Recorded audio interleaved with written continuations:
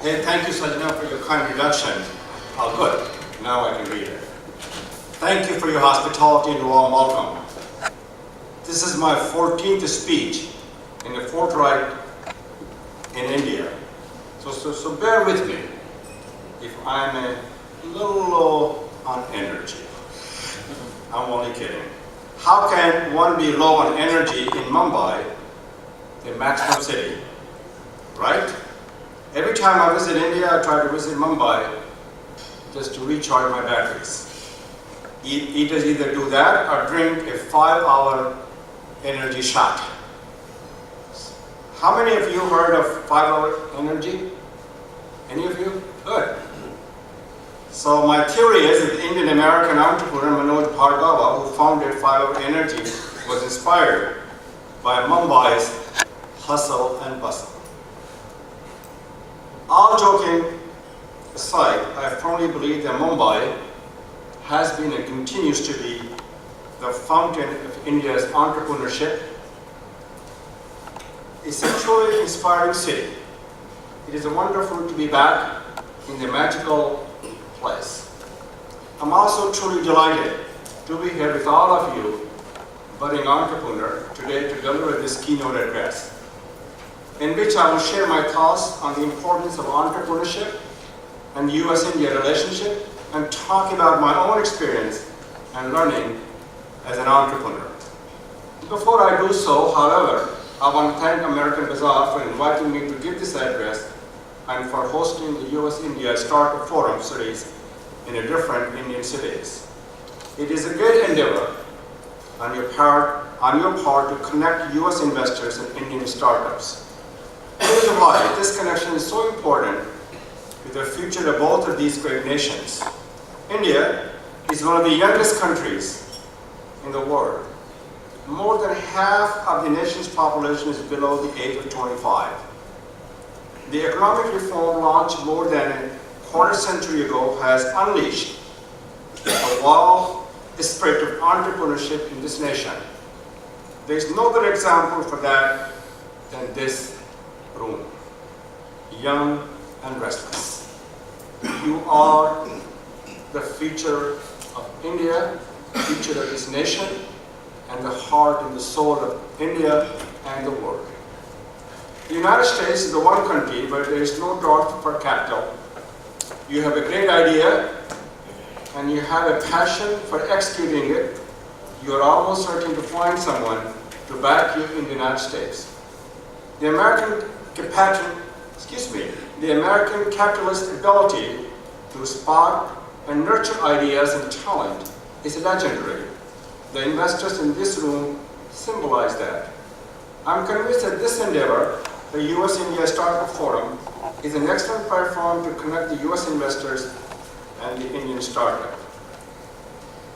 Today, India and the United States are joined at the hip, economically speaking, because the efforts of not just the two governments, but also because of the efforts like these at the people-to-people level. And what a relationship the two countries have built in the past couple of decades. When I first left the shores of India, almost 40 years ago, the two nations had a different kind of engagement and relationship. Despite both being democracy that shared values and rule of law, each was suspicious of the other's intention. At best, they were indifferent to each other. History has shown that period of indifference was a loss for both nations. The relationship tide began to turn at the end of the Cold War. In the early 1990s, when India began opening up its economy, in the past 2 decades, there's not a single field where India and the United States are not cooperating, are talking about cooperations and exchanging and sharing ideas. And exchanging and sharing some of the ideas. Some of the areas in which two countries are working together include defense and counterterrorism, agriculture, healthcare, science and technology, climate change, arts and science, to name just a few. Both countries are substantially better off because of that cooperation. It has not been just a one-way street. 6 years ago, during his visit to Mumbai, President Obama said in his speech, not very far from here, that the United States is far richer because of the more than 3 million Indian Americans living in the United States. The contributions of Indian Americans to the US economy, especially in the fields such as information technology, healthcare, and hospitality, are well documented. Similarly, well documented are the US contributions to India's information technology revolution. It is a well-known fact that the US companies act as a catalyst in the growth of India's IT industry. Today, half of the revenue generated by the Indian IT industry comes from the United States. Initially, the major beneficiaries of the increased US-India trade were major Indian and the US company. More recently, smaller businesses and startups have benefited as well. A number of US investors, among them many Indian Americans, including myself, have interested in Indian startups in recent years. When President Obama was in Delhi in 2015 as Prime Minister Modi's guest of honor at the Republic Day celebration, he announced a public-private partnership which allows Indian Americans to directly invest in India's future. I was part of President Obama's business delegation during that visit, was fortunate to be present when he announced the Indian Diaspora Investment Initiative. The goal of this initiative is to generate a stream of funding for businesses interested investing in non-traditional markets. An event like this allows investors from the United States, both institutional and individual investors, to get a first-hand experience of India's startup ecosystem. From the startup's standpoint, it gives you an opportunity to interact with and learn about the investment philosophy of these investors. So I encourage all of you to seize the opportunity this event provides. During his 2010 visit, President Obama declared, and I quote, "We are the true free market economy where people have the freedom to pursue ideas and innovation that can change the world." And that is why I firmly believe that India and America are indispensable partners in meeting the challenges of our time. End of quotation. This event brings these indispensable partners together to explore these ideas and innovation that can change the world. So I encourage all of you to seize the moment and take advantage of the opportunity the event provides. Let me change the gears now and move from abstract and conceptual to the concrete and personal by sharing a little with you regarding my own entrepreneurial journey and the lessons that I have learned and insight that I have gained along the way. In my opinion, the entrepreneurship is a person who recognizes that becoming an entrepreneur is a journey. Think small to win big. Seize opportunities where others see problems. Let me address each of these characteristics in turn. My own journey consisted of 7 phases: getting a good education, doing my apprenticeship, taking a risk, becoming an entrepreneur, building a strong and talented team who share my vision and values, staying the course, broadening my horizon.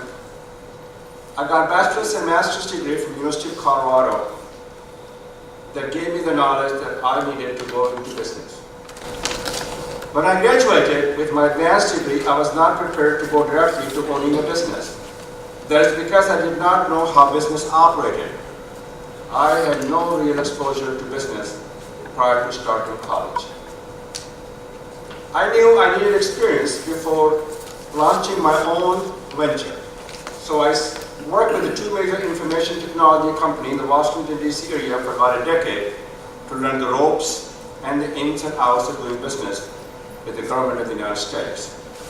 That gave me the skills and real-world grounding that I needed to start my own business. After doing my apprenticeship in 1994, I founded the QSS Group Incorporated.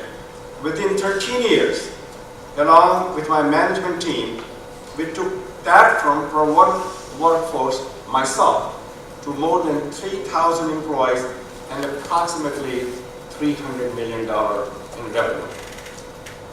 That was a good trajectory for the business. I had a role to play in that success. But when people ask me how I became successful, I respond that it was not me, but we who made it happen. My team of talented senior managers were central to everything. So success in business is a team sport. Before I close this section of my talk, let me talk about the passion and persistence. Those are the ingredients for staying the course. They were essential because my journey was not a straight line. It was not easy, and the final destination was not certain. During the early years, there were several issues to be dealt with, such as will we win the contract? Will I get the bank loan? Will I be able to make the payroll? There were some 24-hour days and many sleepless nights. For the 13 years I was in business, I worked 7 days a week. As my business grew, the biggest challenges were getting access to the capital required for expansion and finding a talented management team who shared my vision and values. After a few false starts, I solved the capital problem by finding a bank and banker for my business matter. On the management side, I was really looking for folks who were technically skilled. After some time in wrong hires, I realized that if they did not have the communications and customer relationship skills and a commitment to quality and my worldview, we could not build the kind of business that I wanted. If I had to do it all over again, I would place finding the right core team, 4 to 6 individuals, at the top of my agenda. After I found them, the company took off in terms of growth, profitability, and customer satisfaction. One another thing I would do differently. If I got to do it all over again, I would be a little less focused on the day-to-day business operations and direct more attention to reaching out for the targets of opportunity, whether they were in product development or in terms of the new clients. As I mentioned, my journey was not a straight line. Indeed, there were numerous twists and turns in my journey. What enabled me to prevail on my journey was the belief in myself and those around me and the opportunity presented by the American dream. Success taught me to move forward. As importantly, failure taught me to never go backward. From the time I started my business, I knew implicitly you needed to move ahead, and then if you did not, you'd be left behind. You must celebrate success and treat failure as an opportunity for improvement. I must emphasize that in spite of the difficulty that I just have described, being an entrepreneur has been a completely joyous experience for me. I love entrepreneurship. There's nothing like the excitement, glory, fun, sheer thrill of starting something from scratch and watching it grow into a large enterprise of astonishing proportion. I say to all of you, if you have the opportunity to be an entrepreneur, grab it. Find passionate and driven people who share your sense of purpose, share your vision, set the direction, give them all the necessary resources, give them the space to operate, and then work together with them to make things happen. Revel in the endeavor. As Sajna told you in my introduction, 2007, I sold my company to Parole Systems Corporation on a piece of napkin papers in a hotel in Washington, D.C. That allowed me to establish a private foundation, which is Frank Islam and Debbie Dreisman, my wife Debbie, that supports educational, cultural, and artistic causes in the United States and around the world. That's my journey in a nutshell. I hope that is something that I wanted to share with you about my journey. I share it because I expect your journey to be the same as mine, but I know that in this room today, there are other Frank Islams. While each of the journeys should and must be different, I think there is a common approach that an entrepreneur can employ as a general guideline for achieving success. That is, think small to win big. As Woody Allen said, 90% of life is just showing up. I became successful, and I believe you can as well, by concentrating on the 10%. I would call them the frank Islam difference. The frank Islam difference meant focusing and paying careful attention to the critical few areas that make a difference for success. For me, in my business, they were developing a distinctive core competence, establishing a laser beam customer focus, creating niche differentiation, ensuring perfection in performance. First, the core competence. When I started my business, IT firms in Washington, D.C. were a dime a dozen. Nothing set them apart. I decided that my firm could stand alone through an integrated blend of engineering, science, and information technology skills. The IT skills were the basic requirements. The science engineering skill separated us from the pack. Second, the laser beam customer focus. My first government client was the NASA, and we treated that customer very well, exceeded their expectations, and as a result got significant add-on business. We use our track record there as the basis to expand our business. That brings me to the third area, niche differentiation. We did not expand willy-nilly. We expanded outward from our core client business to those with similar characteristics and needs. We were able to expand and grow quickly because of our perfection in performance. Past performance is critical in getting government contracts, and I'm sure it is also true in the commercial business as well. I always believed that my firm would stand apart from other firms in this competitive arena and establish a performance as promised as a QS's corporate model. It is more than a model. It was the way we did business and a springboard for getting additional business. That brings me to the third characteristic of the entrepreneur, which I will address briefly. The entrepreneur sees opportunities, but others sees problems.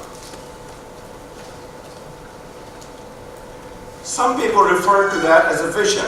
I call it identifying an unfulfilled need and satisfying it. Sometimes, as was the case of Steve Jobs with the iPhone, Jeff Bezos at Amazon, it includes creating and shaping customer expectation for a type of quality product or service that does not exist in the marketplace currently. No matter what it is, the entrepreneur is never satisfied with the status quo. She or he is always pushing the outer edge of the envelope to do things faster, better, and differently in a manner that matters to the customer. The entrepreneur does this by finding the resources required to exploit opportunities when they present themselves. As Professor Howard Stevenson of Harvard Business School put it, and I quote, "They see an opportunity and do not feel constrained for pursuing it because they lack resources. They are used to making do without resources," and end of quotation. To put it another way, the entrepreneur sees the pursuit of possibilities as doing the right thing. In order to do the right thing, the entrepreneur must have the proper skills and disposition. In summary, those are the 7 defining characteristics of the entrepreneur that I will identify and the advice that I will give it to all of you. Recognize that becoming an entrepreneur is a journey. Think small to win big, see opportunity where others see problem, establish a clear vision and build acceptance and commitment to it, create an environment where people can be truly committed, exude positive energy and optimism, and create a can-do culture, inspire learning by setting examples. Be firm or fail. In closing, let me leave you with one final thought and a piece of of advice, that is, write your own legacy. This is the city of the Tata and Ambani, giants of Indian entrepreneurship who blazed tremendous trails and touched countless lives. You do not have to look elsewhere for inspiration, but you do need to look at yourself. You need to exploit your fullest potential. You have to believe in yourself. Harvard Business School professor Clayton Christensen has stated, and I quote, "I have concluded that the metric by which God will assess my life is not dollars, but the individual people whose lives I have touched." End of quotation. He further tells his MBA students, and I quote, "Do not worry about the individual's prominence you have achieved. Worry about the individuals you have helped become better people." End of quotation. Let me pick up on Professor Christensen's advice. I say to all of you, do well, but also do good. Do well in your business so that you can do good for India. Invest in others by sharing and giving back. Make your success as India's success. So I wish all of you great success with your ventures. I look forward to reading about your success. I am sure you will soon transform your passion into profit. Let me leave you with the final thoughts. I'm not good in giving advice because it is contrary to my belief. I was born in Azamgarh many years ago, so obviously that is not the belief that my parents instilled in me. But I will say to all of you, be the best you can be. Exploit your fullest potential. Make it your own journey. Create your own legacy. Stay true to you. No dream should be high enough for you to achieve. No hope should be high enough for you to achieve. You have the capacity, the capability to make impossible as possible. But when you're successful, help and invest in others by making them successful. When they are successful, all of us will be successful, India will be successful, and the world will be successful. Extend your hand, your hope, your help, and your heart to those who are economically, socially disadvantaged, to those who are poor, to those who are voiceless, to those who are vulnerable, to those who have no hope. If you give them hope and give them a voice, if they succeed, India will succeed and the world will succeed. Thank you and God bless you all.